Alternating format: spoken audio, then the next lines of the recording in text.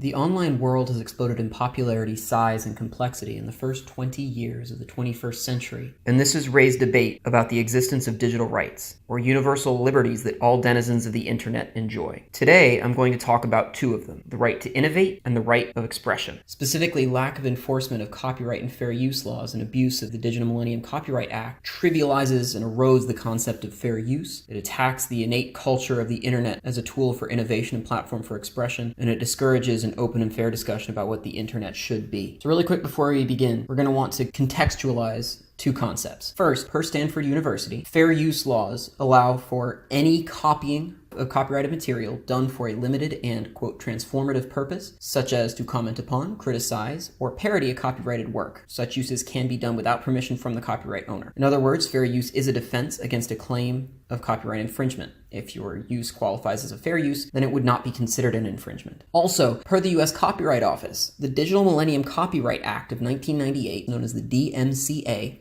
formally made the two World Intellectual Property Organization treaties, or WIPO treaties, of 1996 into U.S. law. It basically extends U.S. copyright law to protect copyrights from other nations that signed the WIPO treaties. It specifies that these laws do extend into online spaces. The reason I'm talking about fair use and copyright laws in general is because they have come up particularly recently due to a large amount of money being made by content creators online, specifically in spaces like Facebook, YouTube, and Twitter, as well as Instagram. Today I'm just going to be talking about YouTube. It's one of the bigger online platforms for uploading and sharing and consuming original content. The reason I'm talking about it is because it's one of the most egregious examples here. And YouTube enforces copyright laws like this. When plaintiffs level a potential copyright claim, it's formally called a DMCA takedown notice, and the video is immediately demonetized without review. There's no review process. They don't actually investigate. They simply demonetize the video. To remonetize video, the flagged content creator has to appeal the process, which takes several days. If it turns out to be false, if the appeal is upheld and they reinstate the monetization of the video,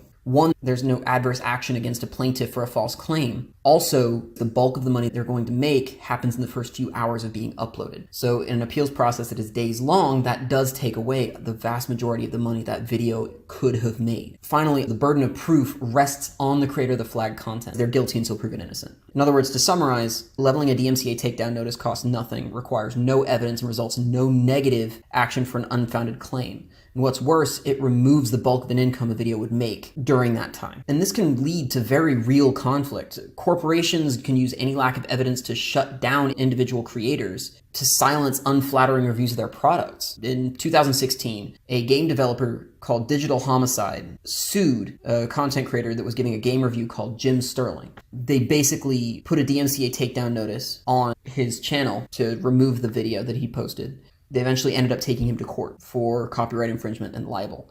Another one, Matt Haas versus Ethan and Gila Klein of H3H3 Productions. Haas had uploaded a video and then sued Ethan and Gila Klein for copyright infringement due to an unflattering parody of one of his videos that the Kleins uploaded. The kicker here is the entities doing this don't need a verdict in their favor. All they need to do is to create enough disruption in high-profile creators' lives and income to scare others into settling out of court or just not disputing the DMCA takedowns. This can and has led to creators leaving online platforms. They can neither support themselves online, nor can they pursue hobbies online outside of their current line of work. Even worse, it scares others away from even posting in the first place out of fear that they'll be targeted. While it should be noted, the vast majority of DMCA takedown notices have to do with internet piracy, people posting too much of movies, TV shows, or songs online. There are enough malicious DMCA takedown notices that this is avoidable, it's frighteningly common, and it causes very real damage to very real people. What effectively constitutes reckless disregard for fair use laws, reckless disregard for the digital right to freedom of expression and the digital right to innovation, actually erodes those very things. The internet has always relied on collaborative effort on that which came before, to always build off to the systems and processes and culture that you have in place. Memes are a great example of this. Another one is the evolution from Tom Fulp's Newgrounds.com, eBombsWorld.com, two websites that really planted the idea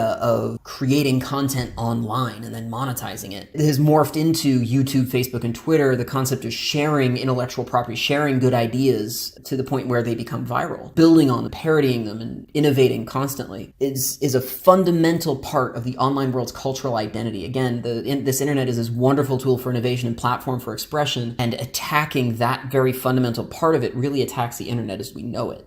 All of this, attacking it, trying to take aim at the internet as a tool for innovation and platform for expression, really shuts down an open and fair discussion that we should be having right now about what we want the internet to become. The internet as we know it is 10 years old. Facebook launched in 2004, Twitter launched in 2006, YouTube came online in 2007. These websites that are really giants of the online world and are kind of central to what we know as the internet aren't really very old, but there are already people out there who want to tell others how the internet should be used, and they're using legal means to silence dissent and to shut down that discussion, which we really should be having because the internet's still this new wonderful thing. So what can be done? What can we do to actually fix the issue? First, you can contact your legislators. Both federal and state can be an effective tool to put into place new protections for individual creators. For example, instituting penalties for false or demonstrably malicious DMCA claims. Second, we can work with creative platform administrators. We can talk to YouTube and work with them to revise the terms of service to monitor DMCA claims, to take action to protect users. And third, we can work with the same sites to institute better appeals processes.